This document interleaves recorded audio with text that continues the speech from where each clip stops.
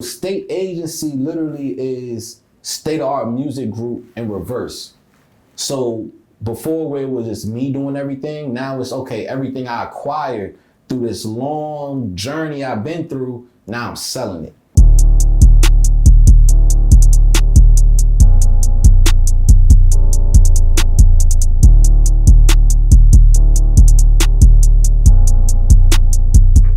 Hey, what's up? It's your boy State 757. I'm in here rocking with Ty with the Waves. Let's get it.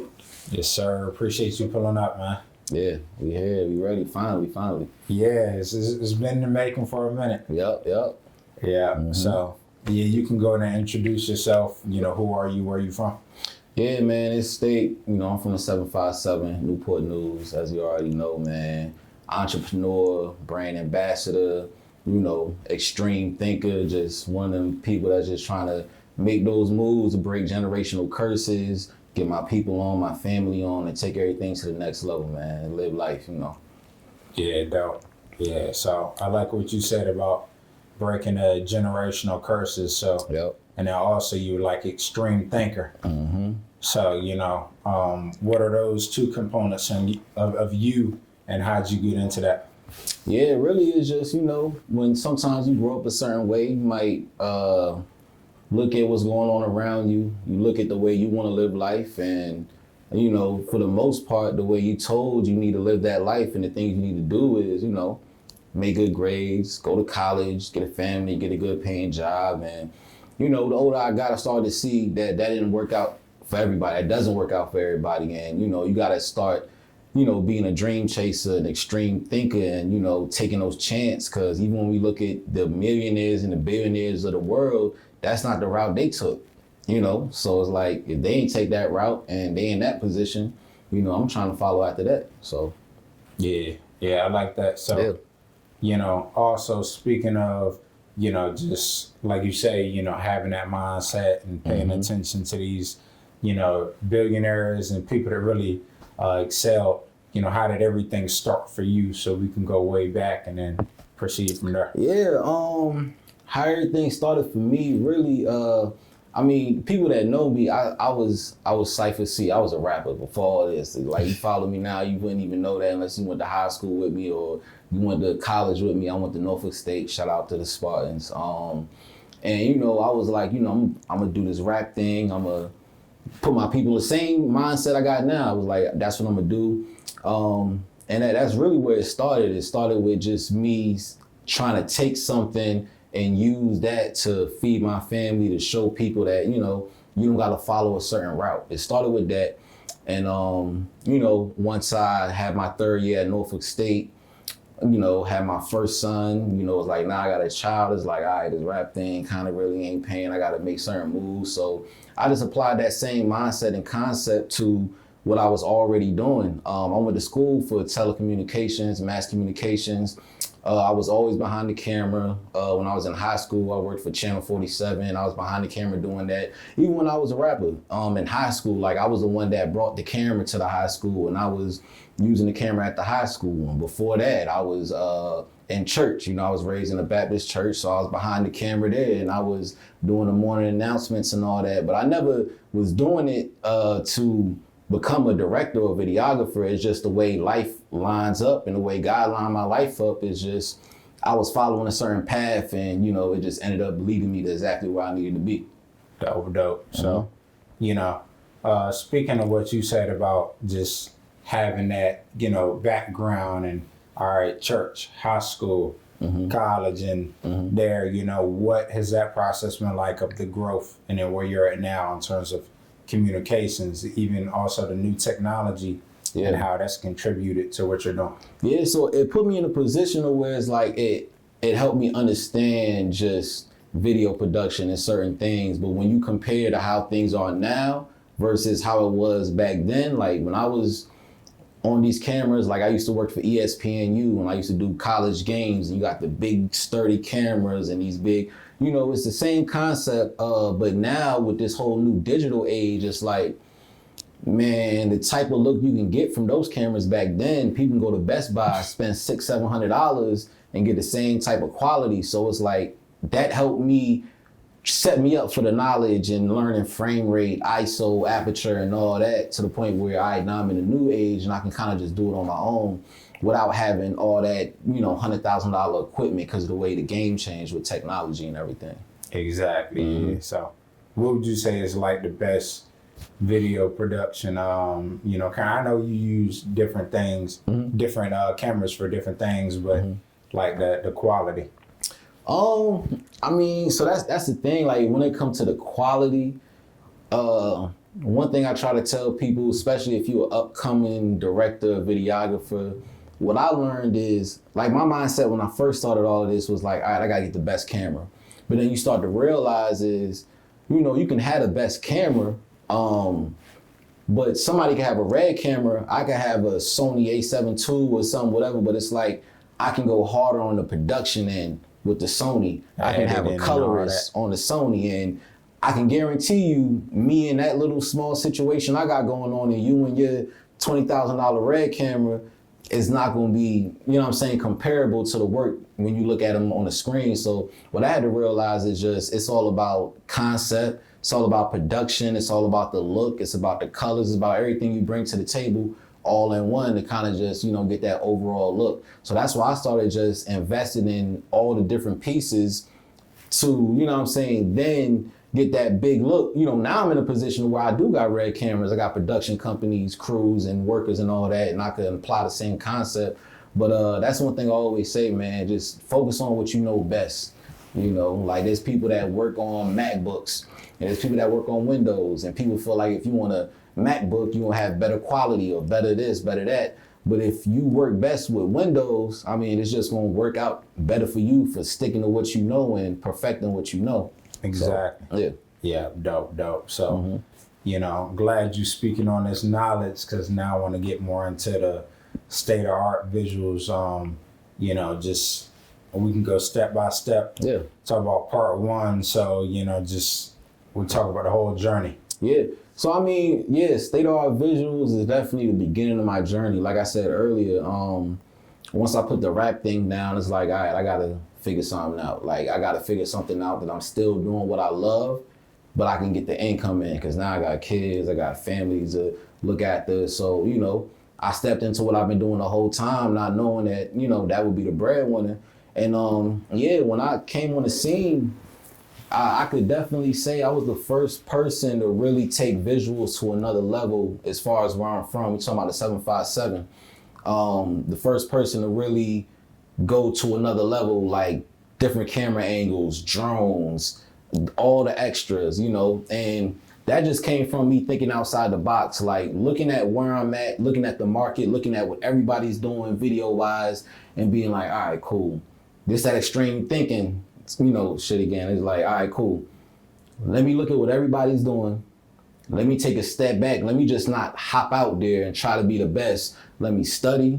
Let me put money to the side. Let me get my equipment together. Let me just peep the whole scene out and pop out and, take everything over. My first video, shout out to Driz.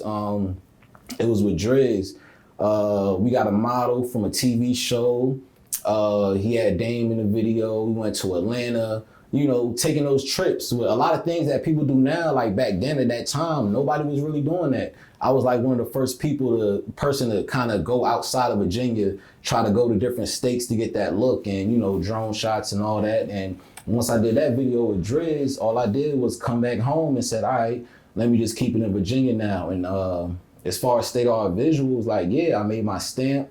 I was the first one with the underwater cameras, the drones, the angles, just that look, that quality, that, focusing on high quality video production, which is something that a lot of people was missing. And when they started seeing how I was doing it and the artists that I was doing it with, a lot of people started to wake up like, all right, we got to step this visual game up, because you got people that I'm working with that never really had a buzz, but when they link up with State and they get that video done, it's like, all right, now they kind of moving up in the ranks as far as, their situation and what they got going on.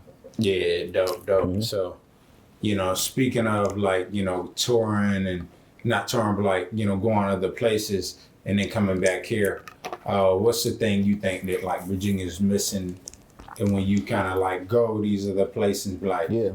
damn, it's a lot more developed, I would say. Yeah, I mean, as far as the video wise, what Virginia is missing is we just don't have no production. Like we don't have no studios. We don't have a lot of things. We don't have places where you can get, massive green screens. Like, it's a company that I'm linked up with in Richmond, BES Studios, and I work with them.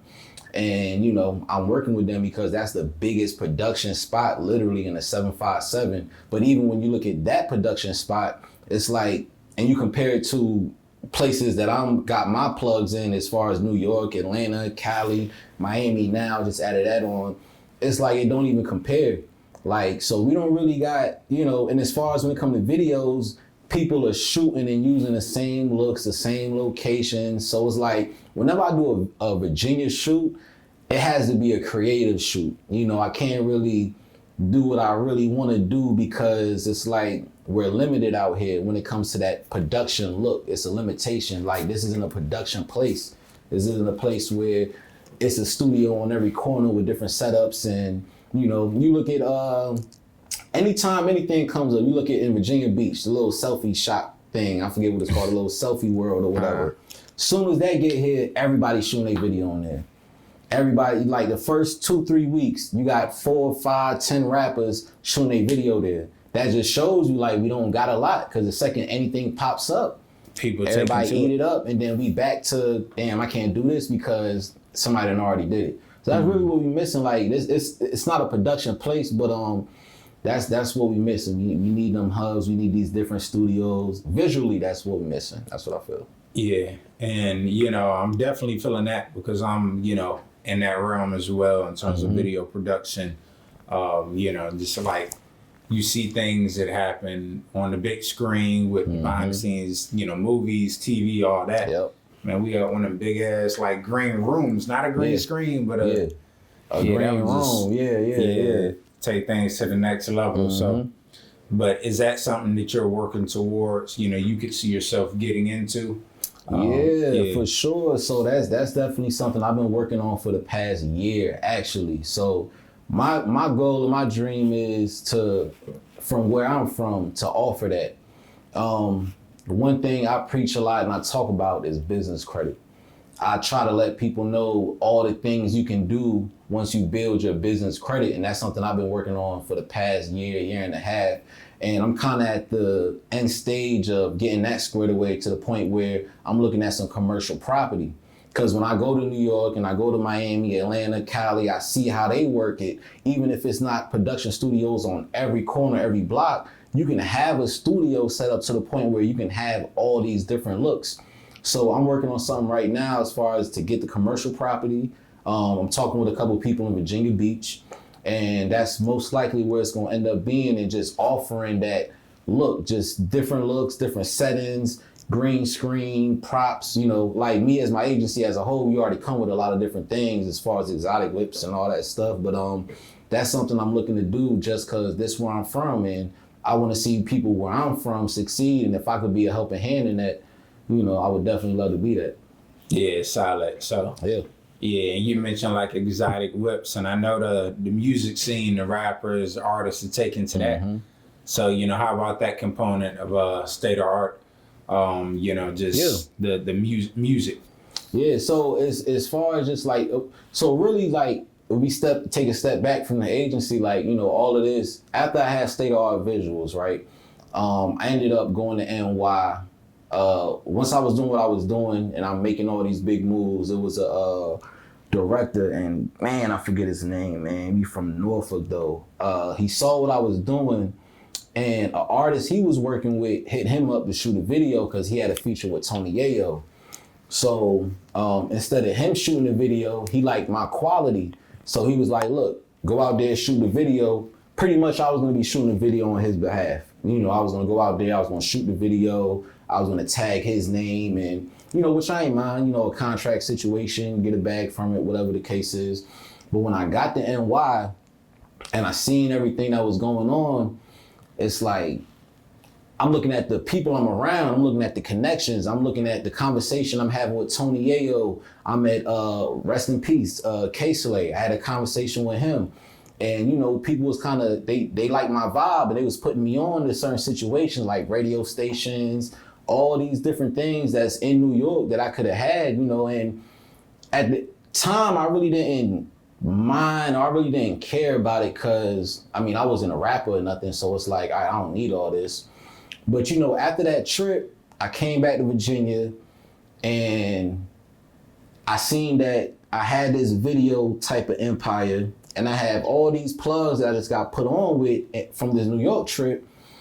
And then, you know, that was around the time where Nipsey did his little project. And when Nipsey did his project and he was selling his tapes for $100. So at that time, I came back home and I'm just like, man, I quit. I was working at Best Buy. I quit my job at Best Buy and I'm like, man, I got to figure something out. So I was like, man, how can I make $10,000 like next week? Like, how can I do this? Like, next week, I'm gonna make 10 bands. So I took the Nipsey concept. I took what I already had. I took the plugs and the situations I just got from NY. And I was like, all right, I'm gonna get like 7 to 8 artists. And if I can get, you know what I'm saying, all of them to give me like 1,000, 1,200, you know, I could touch 10. And, you know, it happened. You know what I'm saying? I got everybody together. And that was the beginning. I was Treat, Siani, Tay Kelly, Suedro, Quan Cartier. I'm probably forgetting a couple of people. But, you know, it's like I brought everybody together and I made that situation happen. But then it's like when I had the money, it's like I got it now. Like, I did what I tried to do. Then it's like, all right, like, okay, I got the money, but like, still being an extremist thinker, like I want to go further. So instead of taking all that money and put it in the bank account in my pocket, I was like, okay, I got the visuals, just came from NY, I got all this going on. I got a label. You know what I'm saying? So I just took all of that money and I invested it into the label and went back to NY with these artists that I just had this situation with. And, you know, not to say that these artists didn't have things going on their own, but once I linked up with them and we made these moves and me being an extreme thinker, you know, when we came back home from that situation, like, it's like everybody in the city knew who he was. You know, and that just came from me having that mindset. And once I came back to the city and it was like, yo, everybody talking about State Art Music Group. Everybody's talking about a situation that never existed. Like, it existed for a couple of weeks when we came out from NY and we was on a major platform and you got 10 million people listening to us. I was like, all right, we working with something, you know? And that's really how the label thing came together. A lot of people might not know that. That's how the whole State Art Music Group thing came together, so. Yeah, dope. Well, if they didn't know, now they know. Yeah. So, yeah, I gotta salute that, man. Like you say, it's just, it didn't exist. You created it, you know, that thinking piece. So, you know, how important is that to you just in terms of like creation and you know, ownership? We'll get into that. Come on, both of those. Ownership is the biggest thing, man. Like, owning, like, we had these conversations all the time. Everybody talk about owning this, owning that. That was my ownership stage. That was my first ownership stage in my career. Because before, you know, I'm just shooting videos for people. It was going on their page, it's going on their outlet. When it came to the label, I had to really realize what people mean when they say investing. Because now I'm working with artists and it's like, okay, the label is offering you the shoots, is offering you the platform, is offering this, and that. That's coming out of my pocket.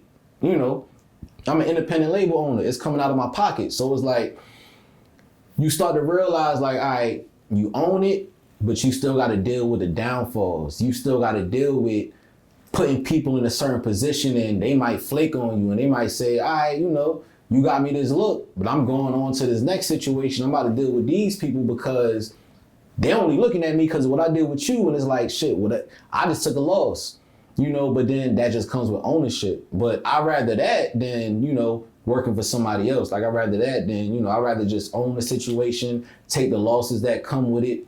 When I win, we win. When I lose, I lose. That's how it goes. So I'd rather just take that route, you know, own the situation, invest the money, put artists in certain situations, you know, because I seen it happen. Like I literally took everybody that was in that situation and elevated them to another platform off of, you know, just doing that. So, you know, having ownership, having stake, having all that is something that I strive for. Mm-hmm. Yeah, dope. So also what state agency? You know. So it's funny. So that's funny. That's the next question, because state agency came from the trial and error. So I got a label. I'm the one investing everything. I'm the one putting the money up. I'm the one doing all of this. And like I just said, I took them losses.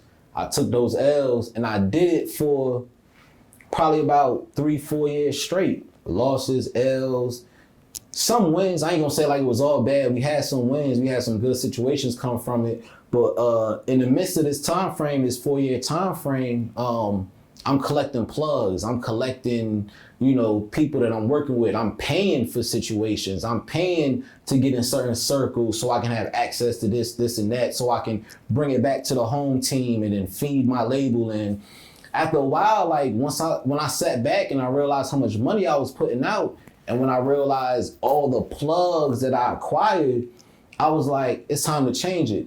So state agency literally is state-of-art music group in reverse.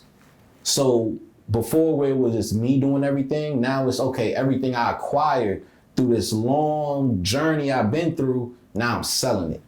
Mm-hmm. So instead of me putting it up for artists and hoping for a return, I got everything I got access to, which is everything that I got from people with labels and people that's in the game, and I got it in my pocket. So now it's just, okay, it's time for me to recoup. Now I'm recouping. You know what I'm saying? If I was putting people on Shade 45 and getting people billboards and doing all this for my artists, now it's just time to flip the script, and y'all can go ahead, and I'm opening up everything now. Because before, you couldn't get what I was doing if you wasn't on the label. But now that I done switched it, it's like everything I had access to. If you an artist and you from Virginia, wherever you from, let's go ahead and come over. Let's get the invoice straight, and let's get it done. So that's how the agency started. Dope. Okay, that expansion. Mm-hmm. Yeah. So, you know, I know you were talking about the experience, but like, what resources did you use to get to the point of learning all this business savvy movements and whatnot? Yeah, the resources I used was people. That was really the resources. Like, a lot of people get around situations and they kind of be in the moment, you know. A lot of people, even people I was with, when we go certain places, different states, they would just be in the moment. They'll try to get that selfie with certain celebrities, and they'll try to, you know, I was the type of person where it was like, what I got in my pocket right now, like, let me give you $400-500. Can we have a conversation real quick? How can we build?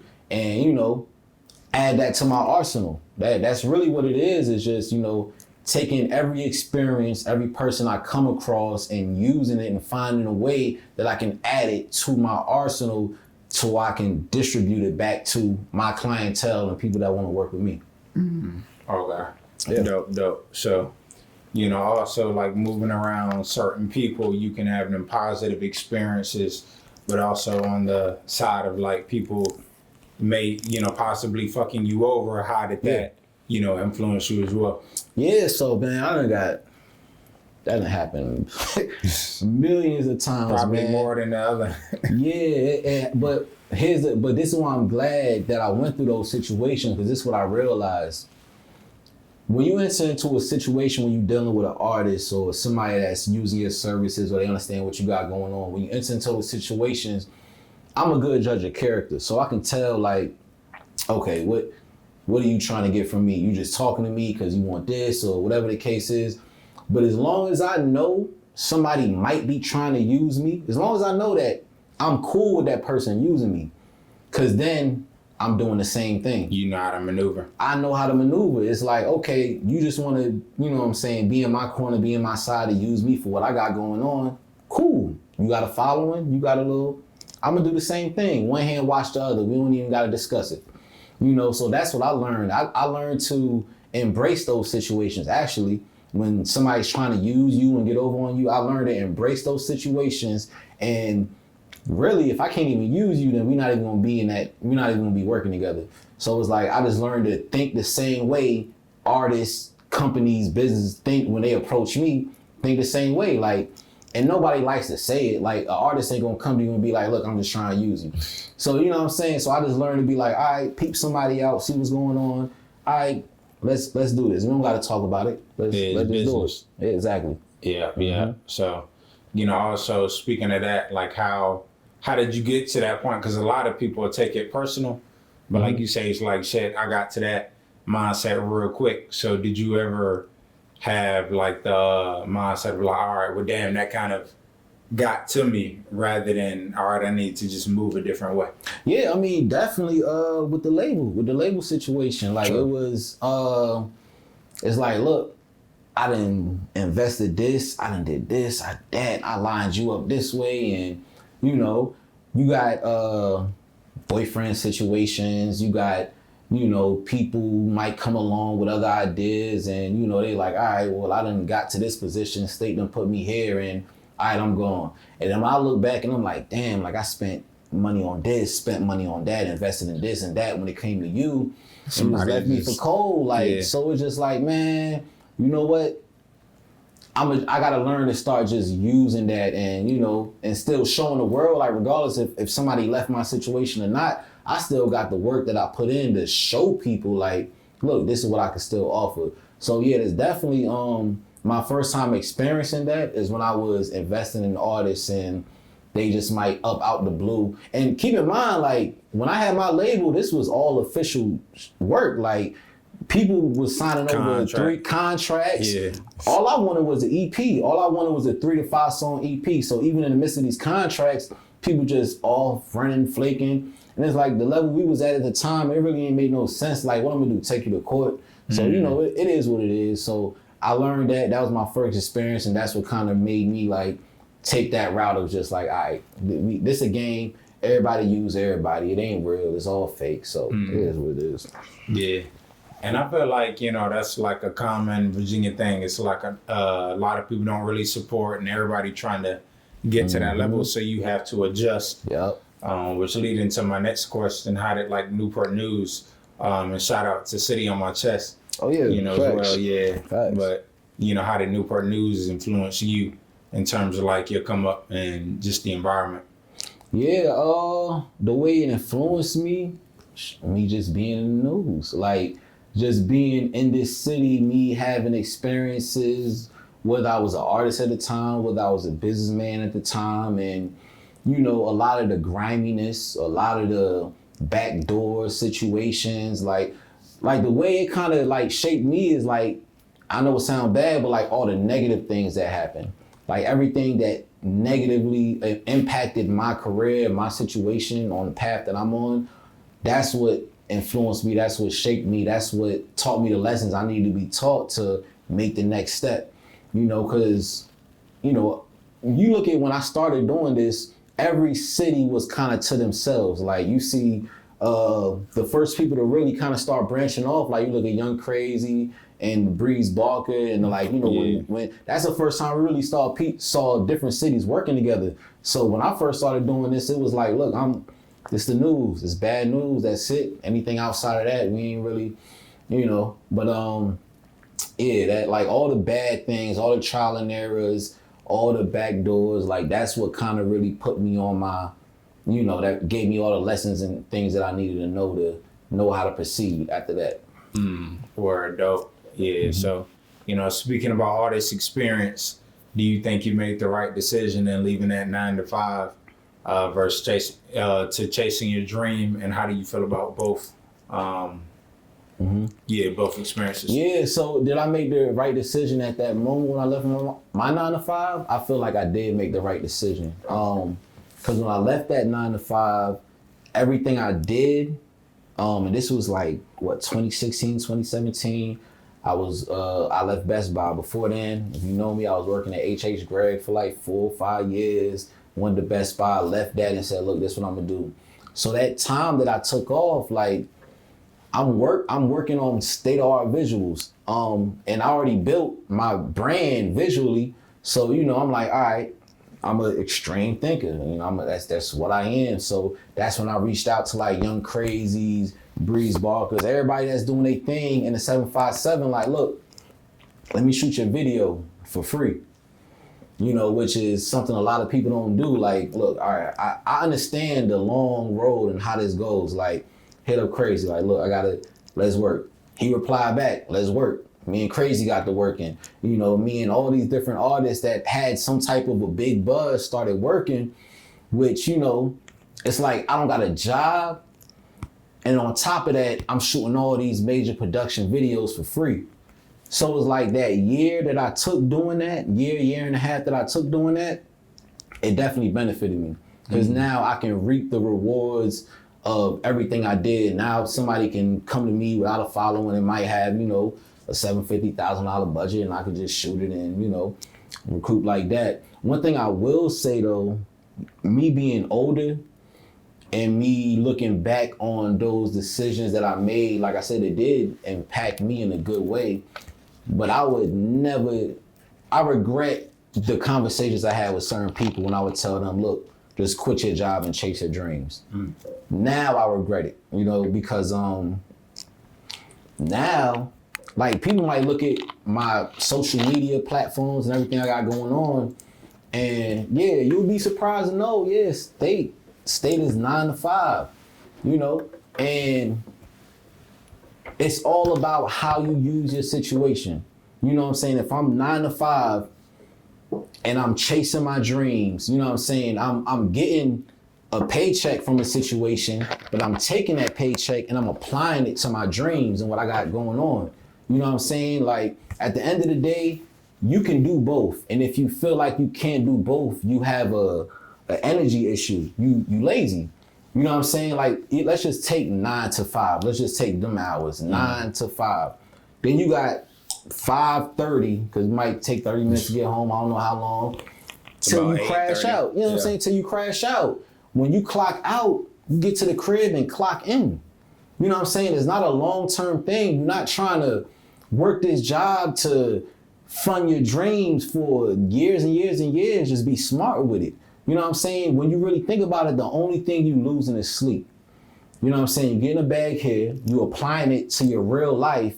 You can get bags on both ends. You know what I'm saying? But just line it up right. Like, really think about it.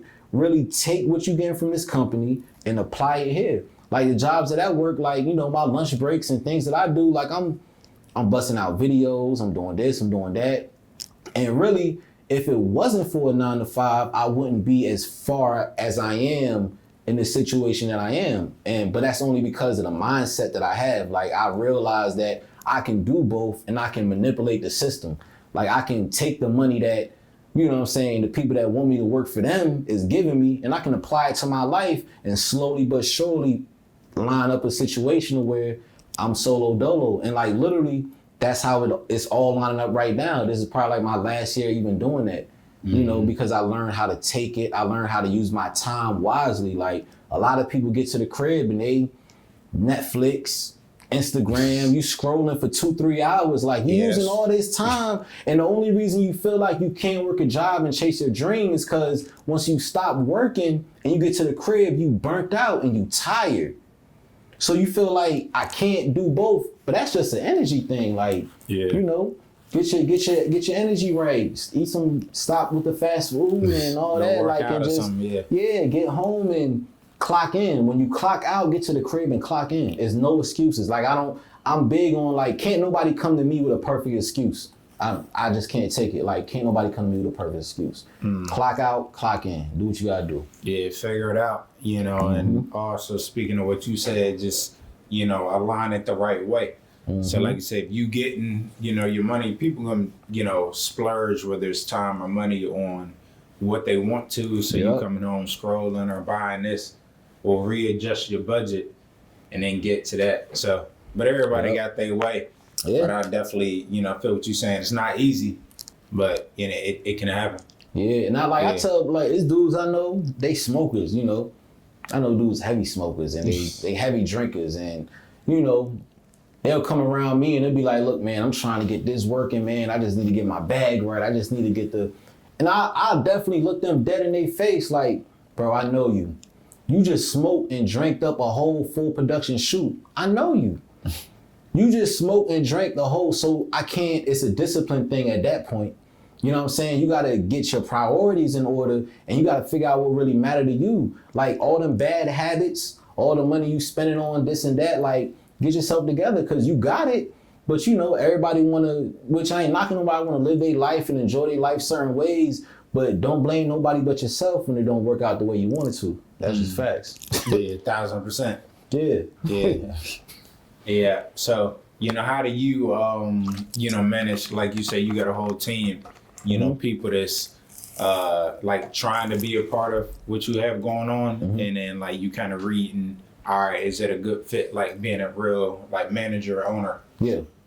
So I mean, as far as like my team, I treat everybody as if I'm the employer, because that's really what it is. Like I got different videographers, I got graphic designers, I got companies that I do third-party contracts with, and you know, I pay accordingly. You know, I got photographers, videographers on payroll. They get paid every other week. I trust them. I know what their work ethic is. I know how they get down. So, you know, it's really about trust and people believing in my dream as much as I do, because for a while, I say for the first 4 or 5 years of me doing this, I knew I needed help, but I was just so strong on being a one-man band to the point where it's like, I care so much about my videos, my work, my product. I couldn't see somebody else doing something that involved state-of-art, state agency, and caring about it the way I did. So it was like, all right, cool. You just got to find the people that really got that talent and pay them what they worth. Because, you know, at this point, you know, I'm stepping back from a lot of things. Like I'm really not behind the camera no more. Excuse me, I might have to just because of certain video shoots, but I'm falling back. I'm just trying to call the plays. I'm trying to put people in position, people that's better than me, people that, you know, shoot better videos, people that have a better eye, people that have better everything. I'm trying to put them in position, pay them so I can elevate my brand, elevate my agency. Because the problem with a lot of people, man, especially when it comes to Virginia, everybody want to be the man. Everybody want to be the person that's like, look, I'm making all this happen. I'm doing this, I'm doing that. My mindset is, look, if my team can make it happen, I don't care who get the spotlight. Like, the agency is going to win, you know? And I feel like even when it comes to a lot of directors and videographers where I'm from, that's their problem. You know, everybody's worried about being the man. And once I start worrying about being the man and being the one with the camera and just shooting and having this and that, like, I saw my whole situation elevate. That's why I had to get off Facebook. I ain't been on Facebook in like 5 years. I had to stop that. Because when I first started doing this, you know, Facebook is a local thing. When I first started doing this, it was like, man, you running it, you killing it, you boom, boom, everybody telling me, yo, you need to pop your, do all that, like you running it. But then it's like, I always had an Instagram and I always followed directors and different people on Instagram, and it was like, nah, I'm not. You know what I'm saying? I'm not running, I'm not killing. That's what's going on in my area. And you know, I can claim that if I want to. But when we really think about it, like, yeah, I just pretty much had to get off of the social media platforms, the local ones, man, the Facebook shit, bro, because you get trapped in. You feel like you're doing something bigger than what you really doing because you being compared to people that's in this little small city that you from, when it's a whole world.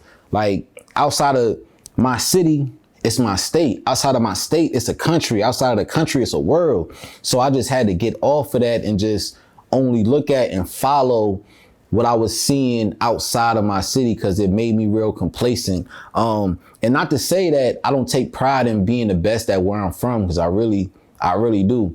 And that's another thing, complacency got me. After a while, I was just like, man, yeah, everybody keeps saying I'm shooting the best this and best that. And that's why I always say, shout out to Deddy Mobucks, because when I was getting real complacent and I was just feeling like I was just killing everything and I could just do this and do that, he, bro, popped up on the scene and started going crazy. He started going crazy to the point where I'm just like, hold on. I wasn't feeling the way I was feeling before. I'm like, nah, hold on, man. Nah, let me turn back up. Let me tweak up. Let me go crazy.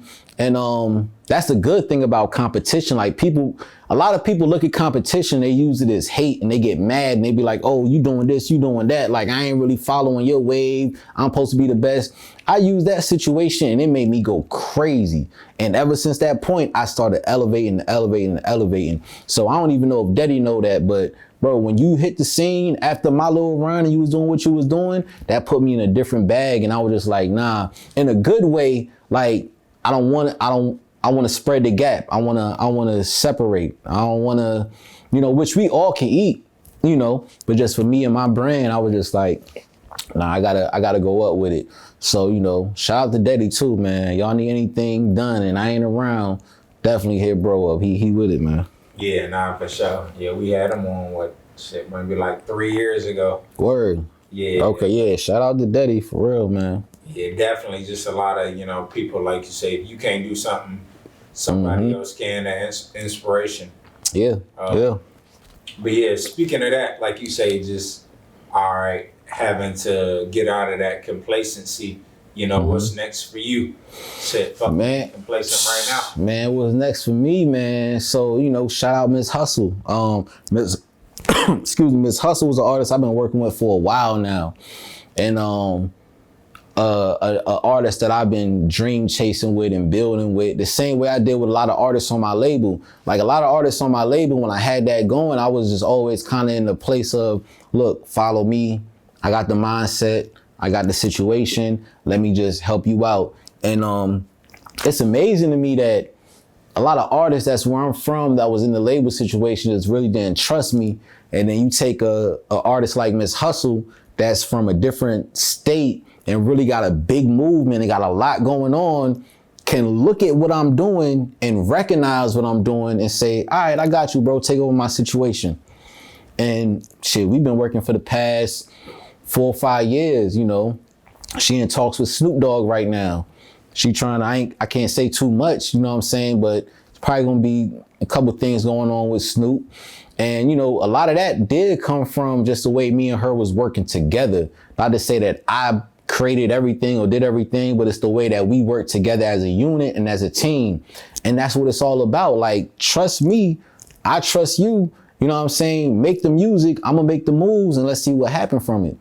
And now, I could definitely say 2022, it's up. When it comes to that situation and the new moves and all that, like, it's up. Like, it's no doubt about it. It's going to be a different situation. And I pride myself on that because what I'm doing with her is what I try to show to everybody around me when I was just Lil State back in the day, trying to help everybody out and had them follow my dreams and my moves and, get with the game plan. But, that's the thing about Virginia. It's always going to take people that's not where you from to see what you really got going on. And till this day, everybody that supported me in a crazy way, they not from Virginia. Like, my biggest bags don't come from Virginia. Like, when somebody that's not from here hit me up about business, it's crazy how I'm treated. Like, it's mind blowing. Like, yo, your flight paid for. Here go your room. You got a budget for food. Here go a tip. It's crazy. You know what I'm saying? Because they look at me for who I am versus somebody where I'm from looking at me like, man, I ain't gonna mess with him because, okay, he was working with this person or working with that person or he this or he that. Like, or just because you're from the area. That's it. And it's crazy. Like, people will really mess up their dreams and a path and a bigger vision that they can go for not rocking with me just because people that be in their ear. And like, we could just be for real. Like, when it comes to the agency, nobody in the 757 offers what I offer as for an artist as a one-stop shop. You can't go, if you want to go outside of the agency, you go into a different state to get what I offer and you paying more. But when I'm pulling up, like, we don't see Bentleys, Rolls Royces, Lamborghinis, all that out here for real. We don't see that, but I'm bringing that. You know what I'm saying? We don't see people out here going on major platforms, getting 10 million listeners and all that. We don't see it, but I bring it. Everything I do is situations that you can only get from being a signed artist. That's facts. But I got it in my pocket because of, like we said earlier, all them years of works that I put in and the connections that I built. we got it now. You know what I'm saying? So if you see it and you ain't rocking with it, then I'm just gonna think you got a problem with me. Or I don't know what else to say. Yeah, because it's here and it's accessible. I'm from Virginia. I'm from the 757, and I'm here and I'm offering it. So you know. Yeah, like you know that's a key word right there, accessible. So people can't really take it for granted. Cause like you said, if you ain't doing it, nobody else really out here. Whether it's the green room, or for real, you know. So it's facts. Yeah, but you know, we miss anything?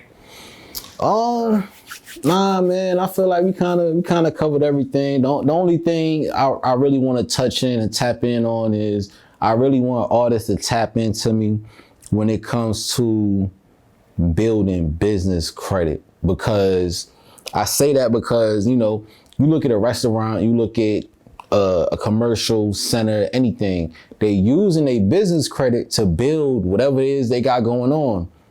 And people don't understand when these rappers be saying they signing themselves, what they really mean. They signing themselves with business credit. You know what I'm saying? Like, you sitting around, like a label is just a bank. Literally, when you really think about it, a label is just a bank. So when you signing yourself and you building your business credit, like rapper 123 LLC, whatever your name is, you building that situation to the point where you can access whatever funds you need to access. Like people that know me and people that I coach and I show them certain paths like cars, phones, whatever. It's all in my business name. It's in state agency, LLC. None of it is in my personal name.